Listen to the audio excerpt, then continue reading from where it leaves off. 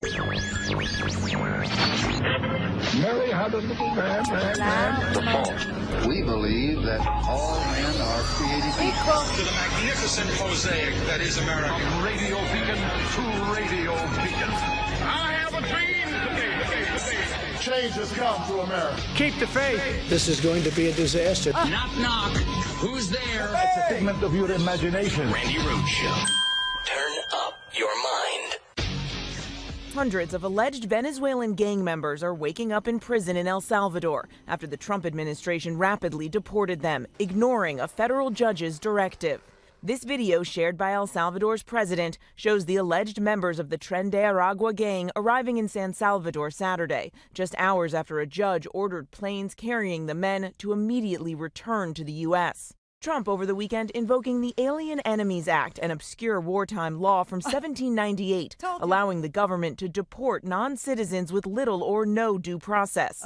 The law last used to play a role in the internment of Japanese Americans during World War II. I'll simply say they never should have been allowed into our country in the first place.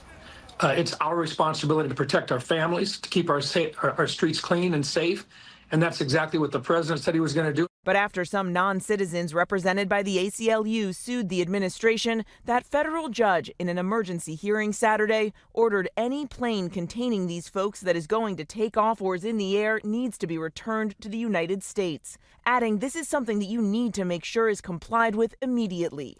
The two planes already in the air, sources tell us the administration made the calculated decision to ignore that directive. Sources say the planes carrying the alleged gang members took off during the hearing, the administration eager to get them in the air out of U.S. airspace and over international waters before the judge's ruling. In response to that order to turn the planes around, the president of El Salvador, a Trump ally, posting, "Oopsie, too late." They needed to be brought back, and the judge absolutely had authority to do that. The United States government, the executive branch, defying a federal court order raises the stakes enormously, not just in this case, but for how we're going to proceed as a constitutional republic. But the White House this morning insists the administration did not violate the court order and that the president acted within his authority, claiming federal courts have no jurisdiction over the president's conduct of foreign affairs or ability to remove foreign enemies. Now, all this comes as a Brown University professor, Dr. Rasha Alawi, a kidney transplant specialist, has been deported despite having a valid visa and despite a court order temporarily blocking her expulsion. A Lebanese citizen, she was detained last week after returning to the U.S. from visiting her family and put on a plane out of the country, again, despite that court order. I mean, all right, everybody, listen. Stay focused. Stay focused. The thing that is being violated in this country is our Constitution.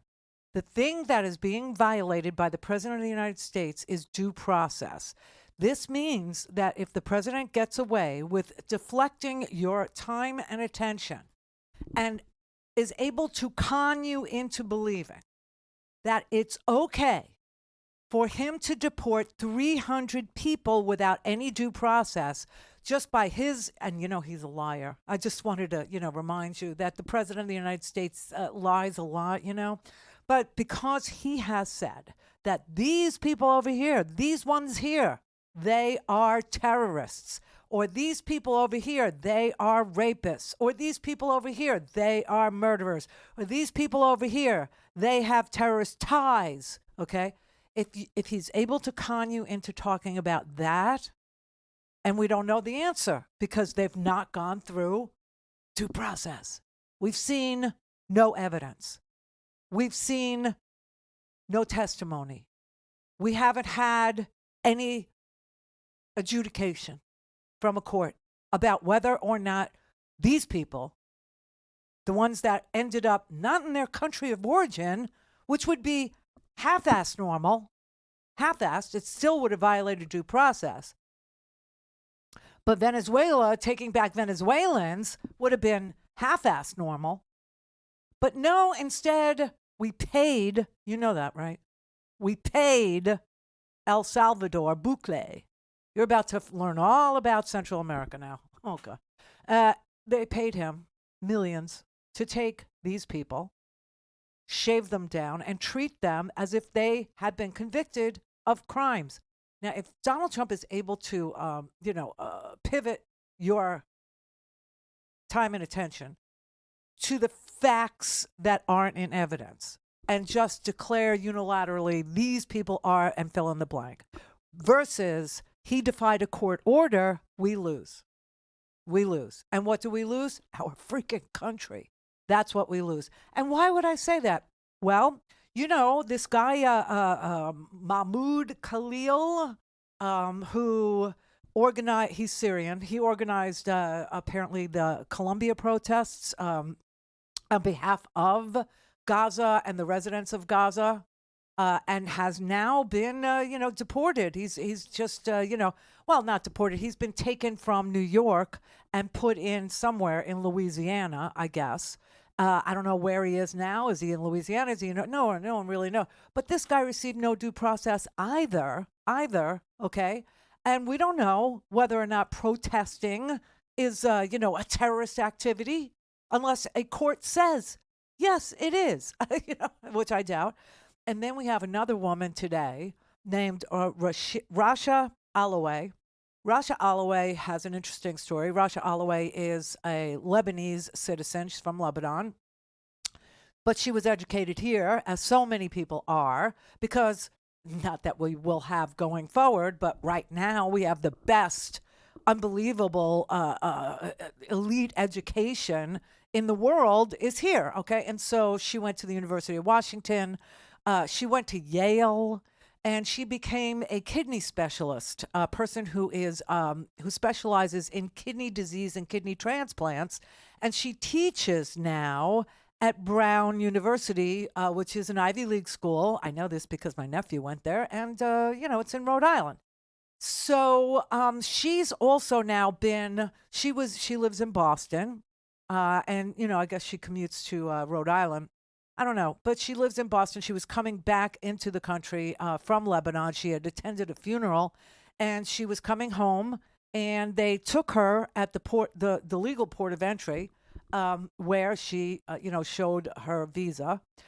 She has an H-1B visa, which is for elite sciencey people, let's just say. And I would never get one, no, but it is. And so they took her, and now they put her on a plane. And that was in violation of a court order as well. The court had ordered that she not be deported for at least 48 hours so that they could look at the evidence that the administration says proves that she's a terrorist. And they never produced any evidence. And instead of waiting the 48 hours and producing the evidence, they deported her. You can see how this is becoming a problem, can't you? You can see how you giving Donald Trump the authority to pick off anybody he disagrees with, including media now. This is sad, but it was totally predictable. Voice of America, Voice of America, the global radio network that broadcasts in native languages to people inside of, what we used to call behind the Iron Curtain, inside, communist countries, inside autocracies, so you might have a broadcast in Korean for North Koreans. You might have a Russian broadcast for Russians. You might have, a Syrian broadcast for Syria. Yeah, it went silent over the weekend. They turned it off. They turned it off.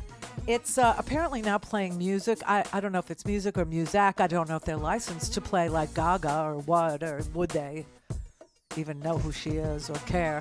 I don't know, but this is such a full frontal attack on everything that the Constitution protects. The idea that you think that they're violent gang members without ever seeing a shred of evidence means he's a good con man.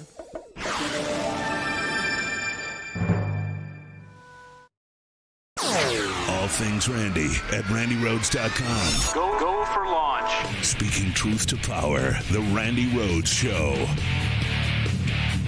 The administration knew they were defying the order, so this is likely to head perhaps to the Supreme Court. Yes, George, as Mary reported, it was we are told, a calculated decision to ignore the judge's directive.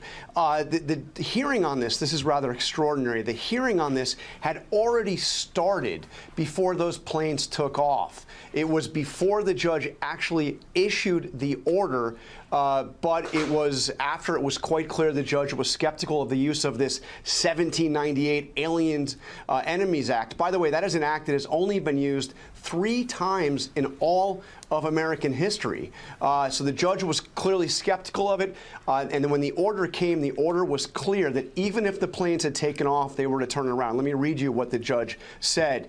You shall inform your clients of this immediately. Any plane containing these folks that is going to take off or is in the air needs to be returned to the United States. Now, the White House says that this is an order that was an extraordinary imposition on the executive branch, that the judge simply had no authority to interfere with the president's conduct on national security and foreign affairs matters. But as you also heard Mary point out, this has huge implications for the other court cases working their way through right now on other actions by this president.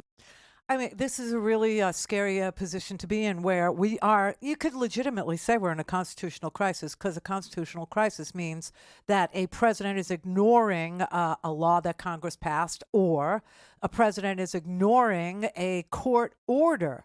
So in this case, it's the latter, and he was ordered to turn that plane around. He was, and you know, he's got, oh well, it was over international water. Did you see that first report that had the route from Texas to El Salvador?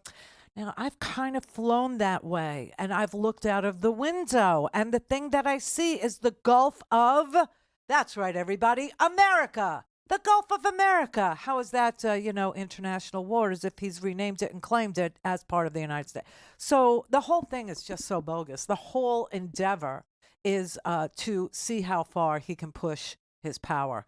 And the idea that people can be disappeared in this country, the idea that people can be taken, the idea that people can be deported to countries that they've never been in, countries not of their origin, but countries that are being paid to take Donald Trump's prisoners. That's what's going on here. I mean, this giant, maximum security thing that they got going in El Salvador, you should look it up. CECOT, it's CECOT. Look that thing up. That place is a massive, kind of a warehouses for human beings that are not allowed to go outside ever. They're locked up in these mass cells, okay, with like, I don't know, it looks like I've seen, videos of the inside. I've never been there. God. But I've seen the inside of these cells. There's been like a lot of media coverage about that before this. And it looks like there's 100 or more in one giant cell of, heavily tattooed gang members from El Salvador. That would be like MS-13 guys, right? And they've been put into this massive warehouse, and they're not allowed out of that massive cell. There's one toilet, by the way, for all of them. All of them. Cruelty is the point in El Salvador of almost everything that happens in El Salvador. But they're put in this, giant mass cell. They're not allowed to go outside ever. They stay in the mass cell for 23 hours a day. And then the 24th hour, or the 1 hour that they are allowed to exercise, they are taken into out of the cell into a indoor, like right outside the cell, giant, looks like almost like a big floor area, kind of like a gymnasium, but, not even nice, just a white floor. And they're still chained to each other. And that's how they exercise. And that's what this place is about. It's El Salvador. I can't worry about what's going on there with Bukele, this young guy who takes money from the United States in order to disappear people in the United States and put them in his massive warehouse, never to be heard from again, never to be seen from again. That might fly in El Salvador, but this is America. I don't want to be El Salvador. You? Anybody in this audience interested in being El Salvador? Anybody in this audience interested in being Venezuela? Okay, so I would say the answer is no. I don't imagine that there were any yes answers to that question. And if that's the case, then you have to fight to keep America America. We are in such a weird place as a country. The Constitution means nothing to these people. And if you want to blame somebody for what's going on, do not ever go outside of the Republican Party, okay? Don't look outside the Republican Party to explain or to blame what's going on. Because what's going on is going on with the cheers and the yay and the support of and the votes of the Republican Party. Okay? And I know everybody wants to get very angry at, the House versus the Senate in the Democratic Party and how they disagreed on how to make a really bad choice and get a really bad result either way. I don't think that that's what I want to fight about. I really do not. I don't want to fight about the Democrats that's so Russian to turn us on each other so that the people that are doing this thing to us that represents zero to do with democracy, zero to do with due process, zero to do with obeying court orders, zero to do with the rule of law, get away with it because we're fighting amongst ourselves. I'm not doing it. I'm not. Truly, I'm not. The next thing he's going to go after, and you know this, because, this is the thing. I said, I was so surprised. Friday, remember, he went to the Department of Justice, where a president should not go to claim and identify people he wants prosecuted. He wants arrested American citizens that he wants prosecuted. And to have the Attorney General of the United States say, yes, we'll do that for you, sir. We'll do that. At the Department of Justice was really sick. It was really twisted. It was real authoritarian crap.